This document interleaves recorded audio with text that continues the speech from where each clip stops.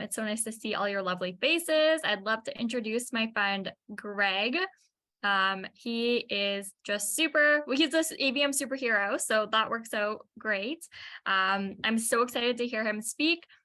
He is definitely one of my absolute favorite interviewers. I think he just does such a fantastic job. So I'm sure there's going to be a lot of great conversation today. Greg, I think you have a hard stop around 7:50, if I'm 45. 7:45. Greg has a hard stop. So I'm going to pass it on over to him to introduce himself and we'll get going. Well, thank you, Ella. Julie, thank you. Thank you guys for inviting me. Thank you for everybody coming on. Like Ella said, my name is Gregory Graham. Also on Instagram, YouTube, and TikTok, I'm known as AVM Superhero.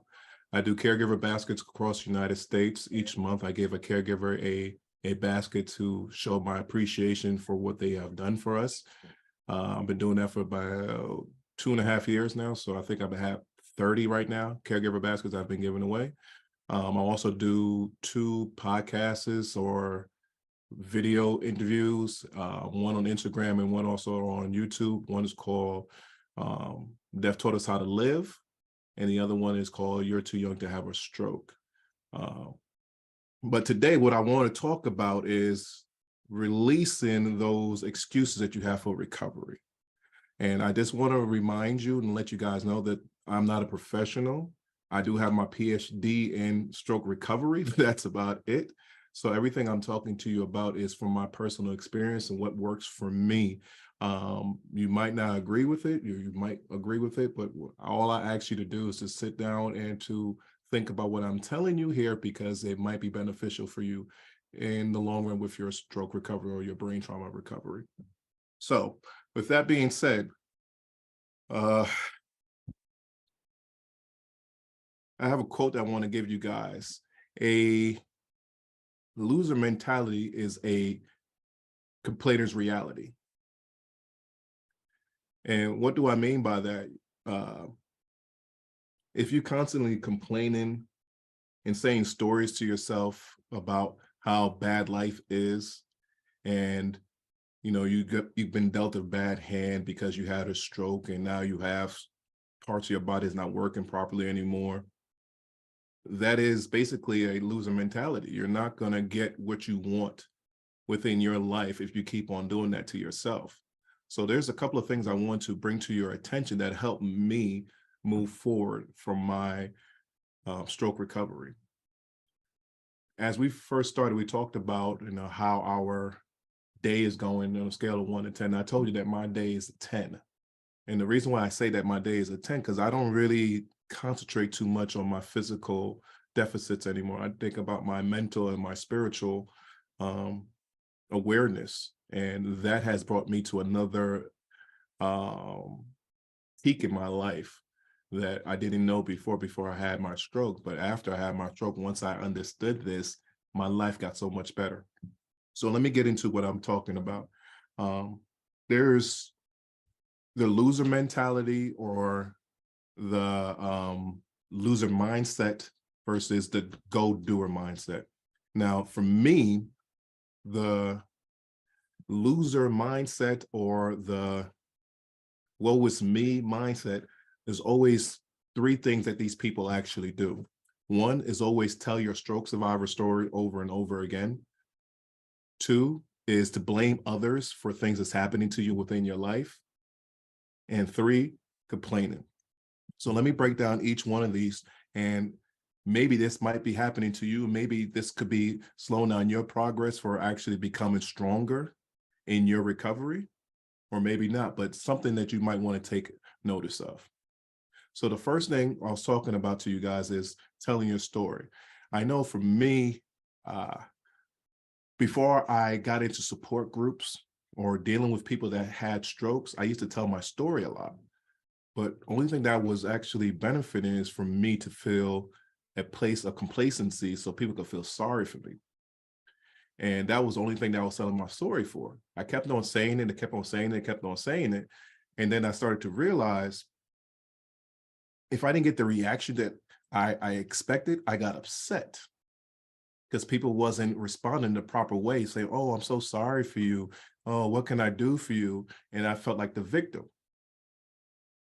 And I didn't realize that something else was happening to me as well. Whenever I was telling my story, my body couldn't tell that it was the past or it was actually the present. So I was traumatizing myself each and every time I say a story about what happened to me, or if I say that I am worthless or say that I am stupid. Every time I say those particular stories to myself, my body's reacting to it. Case in point, does anybody in here have any type of phobias, scared of snakes, rats, bugs? Just raise your hands if you guys are. Okay, with those phobias, nothing is actually happening to you. But as soon as your mind starts thinking about it, you start feeling chills. You might start freezing up. You might have high blood pressure from it, but nothing is actually happening. So just imagine by the words that you're saying each and every time, I am stupid. Oh, I'm not fast enough. I'm not pretty enough. What do you think your body's doing to itself? It's receiving that and it's actually destroying your body.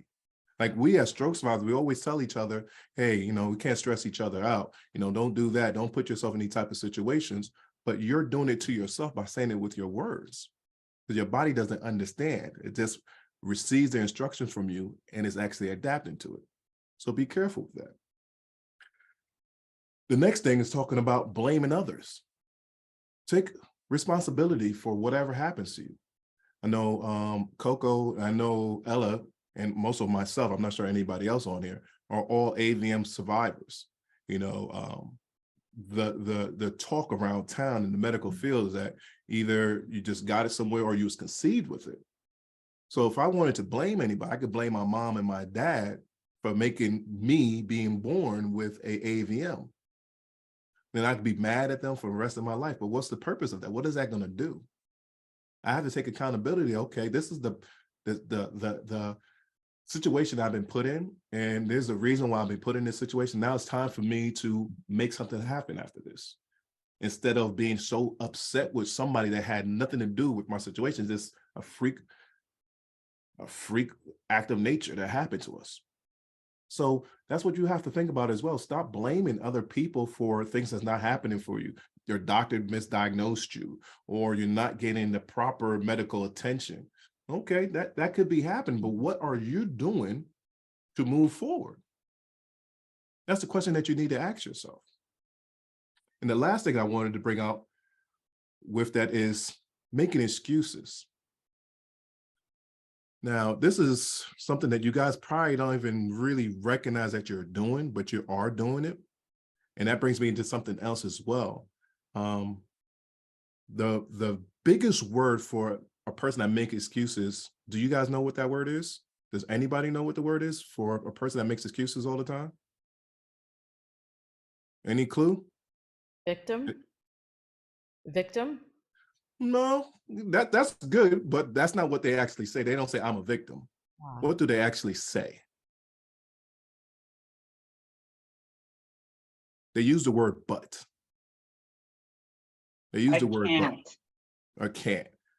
They use those actual words to actually say that they are not able to do something. I could come to you and say, you know what, Julie, you need to do this, that, and another so you can be stronger again. And then the first thing you say back to me is, yeah, great, that sounds great, but I can't do this, I can't do that. Well, then you're right, you can't do it because you said it. So that's what we have to really be conscious of. And that's another word I want you guys to understand, conscious. How many of you are actually conscious of what you do each and every day? Some people raise their hand, I'm glad you did. And what I mean by that is, I used to be a cigar smoker and I wanted to stop for many years. I couldn't stop until I became conscious. I realized why I was smoking. I was depressed, and that was a coping mechanism for me to get over my depression. When in reality, I was destroying my body. So a lot of people don't realize that they're doing things to themselves and they are destroying themselves, but they will say, well, I want to be this person, I want to be that person, but they are destroying themselves in the meantime by their actions. So first thing, to be conscious. So don't get yourself bent out of shape and say, well, Greg, I always say but, or I don't say but. I always say my stories, or I don't see anything wrong with it. Okay, that's fine. You might not think that, but do you do those things with a conscious mind? That's the question I'm asking you. And what I mean by that, because if I'm confusing you, I want to really elaborate this. If you're saying your story to people, I want you to say your story, then think immediately after, what do you expect to get out of your story being told? Is it for edification? Is it that you want sympathy? Figure that out. And once you see that, you're like, oh man, what am I doing? Do I want a hug each and every time that I tell my story? Do I want people to feel sorry for me because I'm a stroke survivor? What is that doing for your recovery? That's what you need to ask yourself. That's what I'm talking about, being conscious. And don't get upset if you keep on doing that, because you're starting to realize that you're doing wrong. Like any athlete out here, I know a couple of you guys are athletes. I know one person on here is an athlete. And if you are doing a particular exercise and you know that you're doing it consistently, then your coach comes and say, you know what, if you just tweak this just right here, your ability to do what you're trying to do will be so much better. And you consciously think about that, but oh, I didn't realize I was actually doing this. And each time you do it wrong, you'll realize that you're doing it wrong, and then you'll move forward from there. So that's what this actually going to do for you. Once you start being conscious of what you're doing within your life, you can move forward. And if you still don't understand what I'm talking about, I'm going to give you another example. All right. When you wake up in the morning, what's the first thing that you do? You might go on your cell phone, look at the news, look at your email, check on the weather, maybe get up, brush your teeth, go to the bathroom. But you do the same exact thing each and every day, like clockwork. You don't even think about it. And if you guys commute to work, you don't even think about the route. You just know where you're going. You're unconsciously doing it. But just one thing in that routine is off, your whole day is off. Am I right? So you're unconsciously doing things. Well, what I'm telling you is that once you start consciously think about what's going on with you, if you're depressed, they're saying, well, my life is not moving forward. I wish I could be better. Why can't I be like John? John got everything in his life. Sally has everything that she wants. There's a reason why John and Sally has everything that they want, because they desire to have it and they don't talk negative to themselves. By a raise of hands, have anybody heard of the book called The Four Agreements? It's a great book. If you guys have not read it, some of you guys raised your hand already. The author is Don Miguel Ruiz, and it's a great book. This has actually helped me to move forward in my life. And I'm just going to give you the 4 agreements right now, but I do recommend you read it or get it on AutoTunes. You can actually listen to it on YouTube. It's a very short read, but here are the 4 agreements. Be impeccable with your words. That is probably the most important thing, not just for other people, but for yourself. Stop doubting yourself. That's the first way for you to not succeed, is to doubt yourself. For the ladies out there, and I know I'm going a little bit deep on this, but if I came up to you and try to present myself as one of your suitors, and if I didn't have confidence, would you want to deal with me? You want a confident man. So my words better be impeccable. My words better be right. My words better be sure. Have confidence, right? 2, never take anything personal. If someone tells you you're stupid, that's their opinion. That doesn't mean that everybody thinks that you're stupid. If someone tells you you're ugly, are you going to keep that in you? I know people that have childhood traumas because what their parents have told them, and they still believe it to this day. And their parents probably been dead for 20, 30 years. And they still believe what they actually told them because they think they are that same person. Or they believe that that person was impeccable with their words and they didn't have any fault. And they might have a lot of trauma within themselves and they was passing it on to you and you received it. Don't take anything personal. 3, Never assume. Don't assume anything. Unless someone tells you what it is, don't assume. And a lot of times what we do, even with ourselves, we assume that this is it for our lives.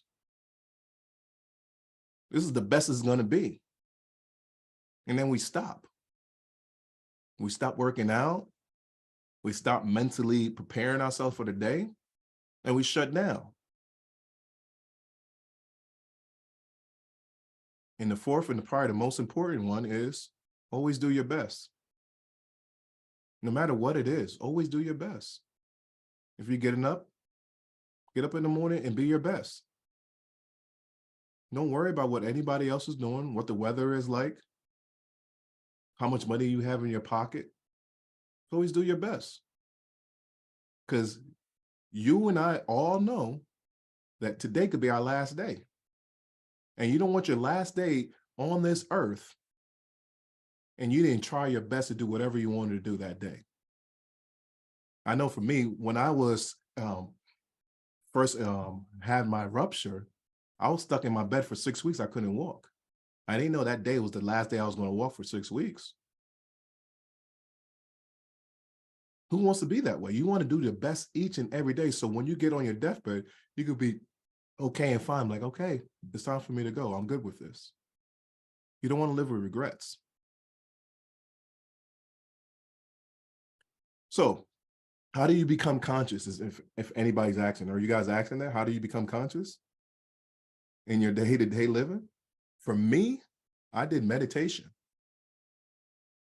And I dealt with this particular man. His name is Dr. Joe Dispenza. Have anybody ever heard of Dr. Joe Dispenza? I love him. I love him. You know, but he had a saying in one of his talks.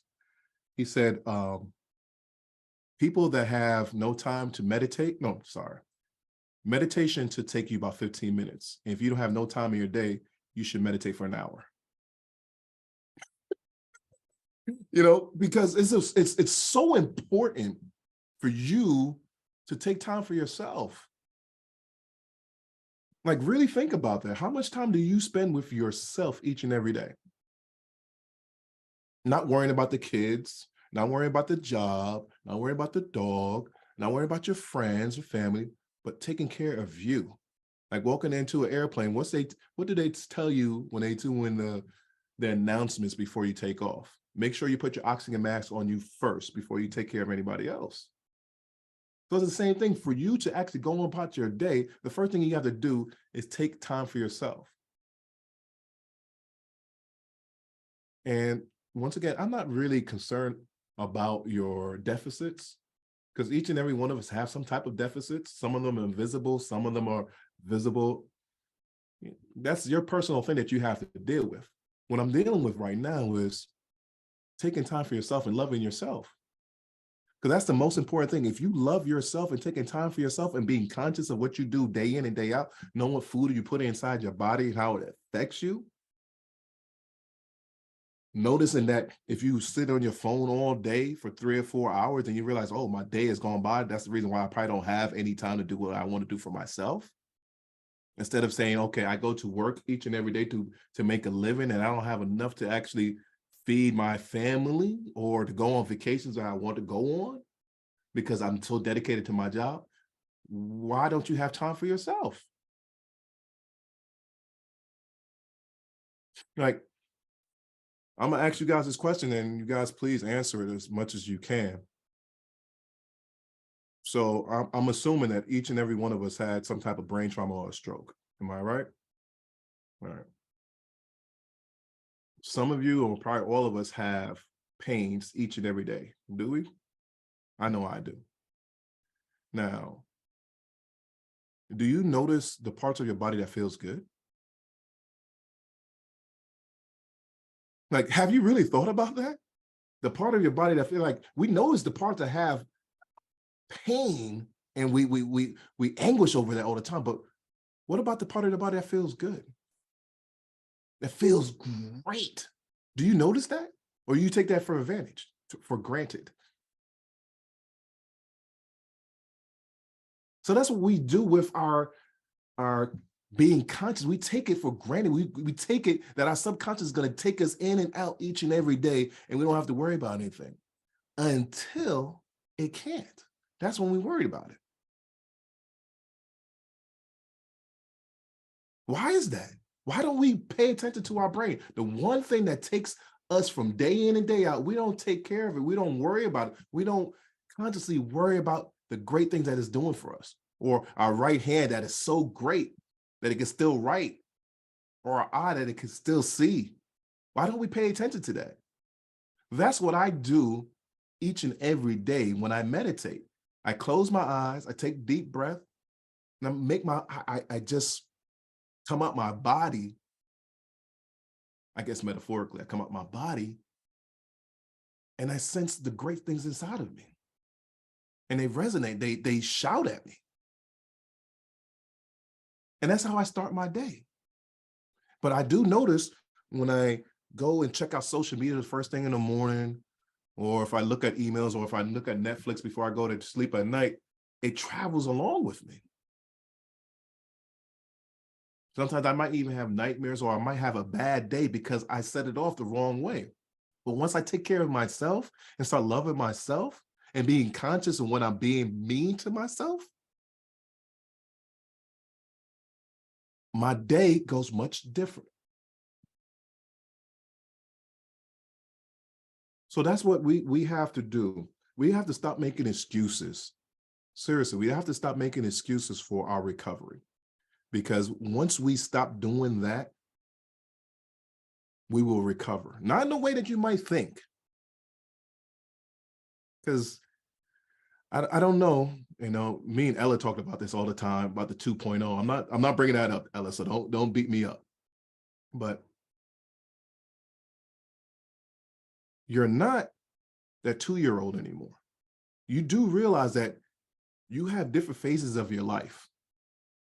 You're a toddler, you're a preteen, you're a teenager, adulthood, middle age, retired, elderly, so on and so on. But the crazy thing about it is that when we had our stroke, we don't realize there was a pre-you and a post-you of stroke. So your mentality is totally different. And a lot of times we're trying to bring ourselves back to that pre-us, when that doesn't serve us anymore. That pre-stroke person that you were doesn't serve you anymore. Gregory, how can you be so insensitive? It's true. Now, I can say probably about 90% of the people on this call, well, I don't know. You guys could tell me. By raise of hands, how many of you was this dedicated to stroke survival before your stroke? I know I wasn't. I didn't really care about it. I didn't think about it. Now that's the thing I think about each and every day. So my mindset has to be different than it was before, because before I didn't care about those things. So why do I try to be that person I was before? To me, that doesn't make any sense, because that person doesn't serve me anymore. The person I am now and the mentality I have to be right now is what serves me. I'm not thinking about the past. I'm not in the past anymore. I'm here. So be here. And in order for you to be better tomorrow, it starts right now. If you keep on beating yourself up, if you keep on saying the word but when it talks about how you can actually be better, and that baffles me too, when people say to themselves, but I can't do this, and they destroy themselves, and they want to, and it's crazy. It doesn't make any sense to me. You want to be better, you want to walk, you want to be independent, but you're using the word but. So you think like tomorrow that's going to change if you don't do the work today? It doesn't make sense to me. But I don't want to take up all the time because I have to hard stop at 7:45. So I want to stop here. So if you guys have any questions or comments that you want to ask me, please do. So I'll turn over to Julia or Ella, and let me know what you guys think. Thank you, Greg. Go ahead, Ella. No problem. Thank you so much, Greg. If Greg has a hard stop again in a few minutes, I loved it, but I will shut off my microphone. So if you'd like to unmute yourself and share, please do so. Yeah, if you don't mind, I'll jump in. And one Greg to another, you're absolutely right, because the person that you are after a stroke is different. And that's something I embrace and I have always understood and appreciated, because I don't fight to try and get back to the person that I was, because that person doesn't exist anymore. I'm a different person now. So I just understand where I am now and where I want to go and how I work with that. And I like your point about getting up in the morning and doing the first thing. And I like the fact that you expressed doing meditation and mindfulness. It's so important. And that's something I do each and every day. So it helps me evolve. And that's part of my stroke evolution. So thanks for sharing, Greg. Welcome, Greg. Love your name. Right back at you, man. That's good. June, go ahead. Yeah, I find it quite fascinating about the before me and the after me. The before me was very determined.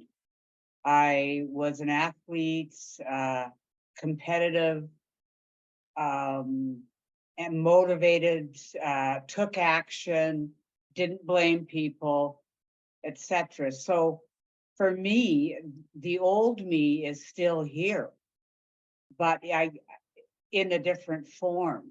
So I use the same factors that got me to pre-stroke in my recovery. So I use the same determination, the same motivation, but it's interesting because I want to be able to ski my 20Ks and ride my 30Ks, and that is probably gone. So for me, I'm now accepting the limitations of the new me, but not like I'm still this, like I can see why you and Ella would have quite a discussion on that topic. But I feel I'm the same me. I'm just having to be more aware, more conscious of my own personal expectations. I received that.